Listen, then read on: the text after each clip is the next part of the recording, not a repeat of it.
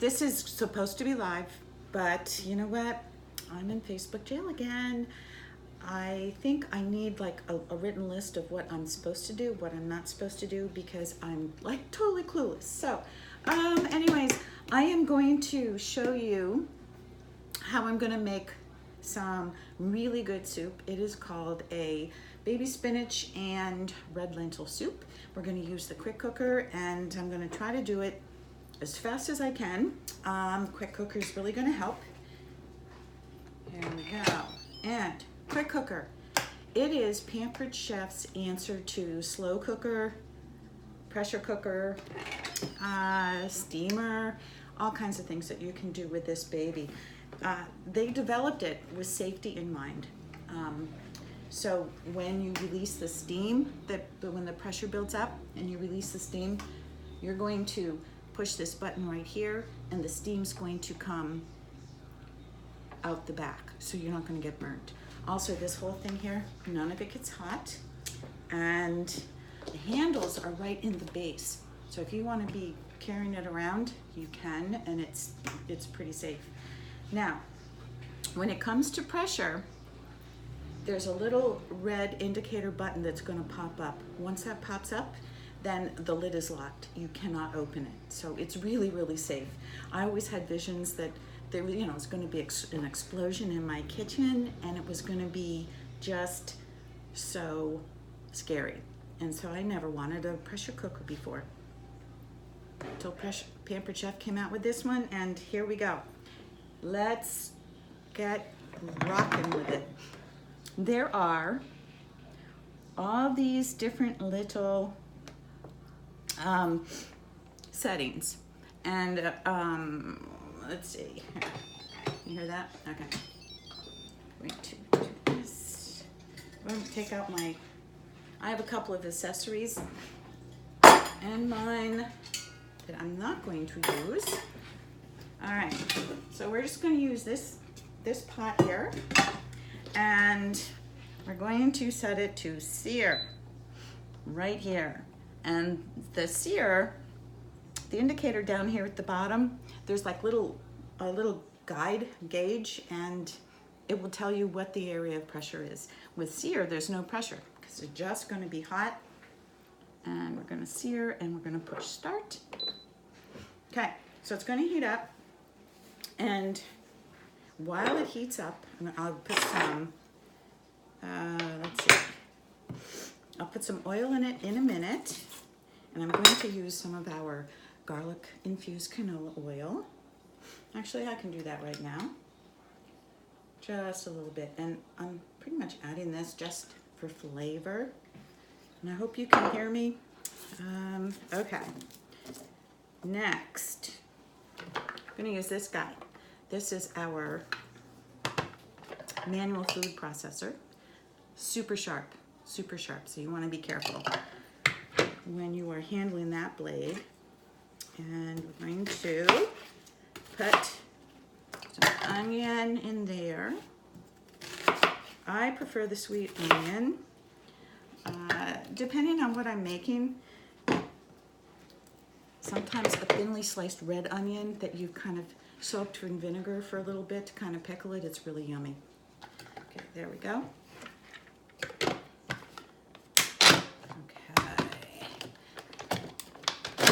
There we go.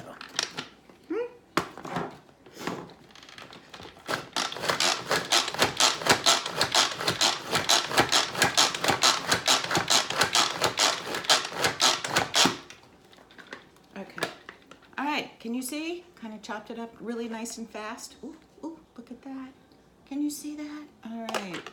Okay, I'm keeping it closed so my eyes don't start watering. That'll go in a minute. Celery. This is our chef's knife. You see that? The tang goes all the way through, and there's this really nice wood handle. And you know, when you use a knife, your finger and your thumb are supposed to actually grip right where I have it there, and then the rest of your hand wraps around the handle, so you have a whole lot more control. I didn't know that. Pampered Chef taught me that. so it makes your knife a little more like an extension of your arm. There's the celery. I like chunky in my soup, so that's why I leave it a little bit chunky, right? Now, this thing is so fun. Look at that. Crinkle cutter. Did you know that crinkle cutted food, there's no such word, I just made it up. It tastes better. Actually, no, it really doesn't, but kids think it does. There we go. This works for cutting up your hard squashes, you know, like butternut and things like that. Best thing in the world for me, I slice my cheese with this all the time. And, all right. I have a carrot that I'm not sure, it's like got a metal sleeve in there. I will leave that one off. There we go. Oop. All right. Got some carrot pieces for my dogs. If they start barking, I'm just gonna give them carrots. Oh, how come it didn't start? I didn't push start. Okay, this works great when you push start. That's fine, it won't take that long. And garlic. And we have one of the best peelers, garlic presses on the market. Anyone will tell you that. And you don't have to peel it. Did you see? Yeah. There we go. And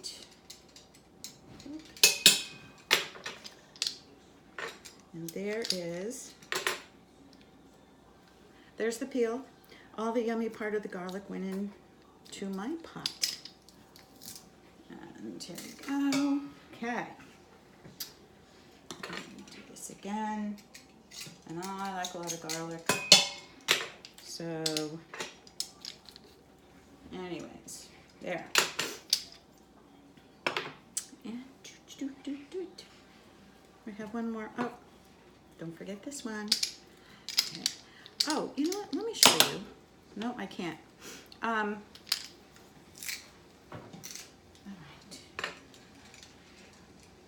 If you use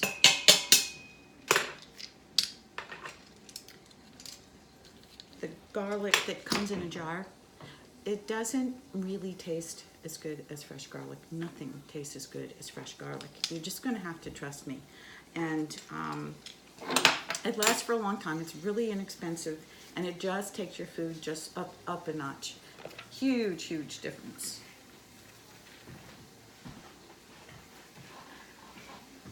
Can you hear it sizzling? There we go. Okay. I'm not gonna let this cook quite as long as I would have because I forgot to turn it on. Oh well.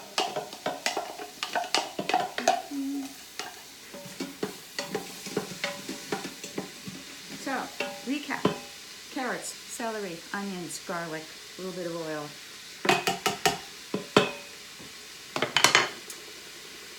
Next thing, in just a minute, we're going to put in some chicken broth or vegetable broth, whichever you want.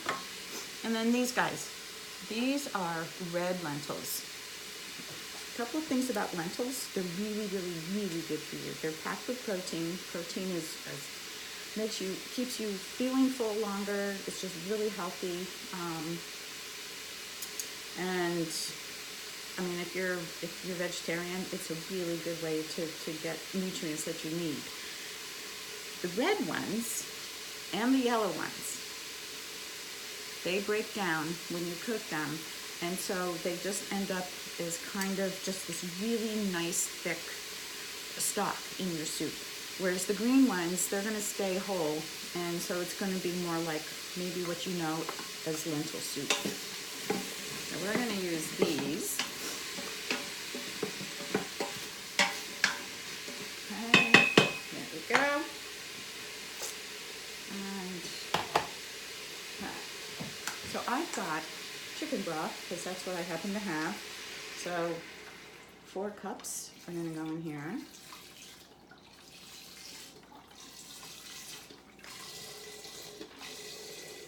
If I had vegetable, I would use vegetable. Quite often, I make my own vegetable stock right in here. I save all my peelings and then make stock with them.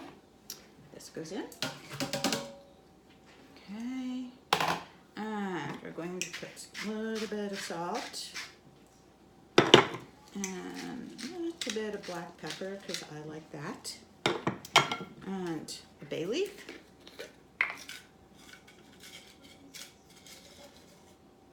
Go up, live it up. I'll put 2 in. Okay, and then my favorite. I didn't bring a measuring spoon. Uh-oh. This is some ground cumin. Oh, okay. Bad planning.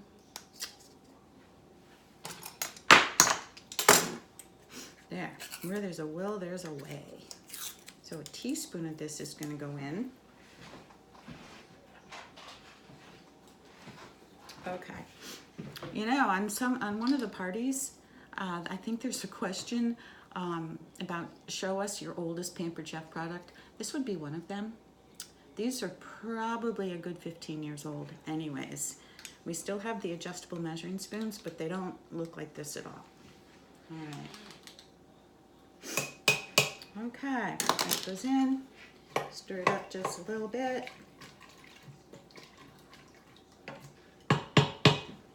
And put this on. Okay. Then the lid is going to go on. All right, we're going to cancel, and then we are going to switch it to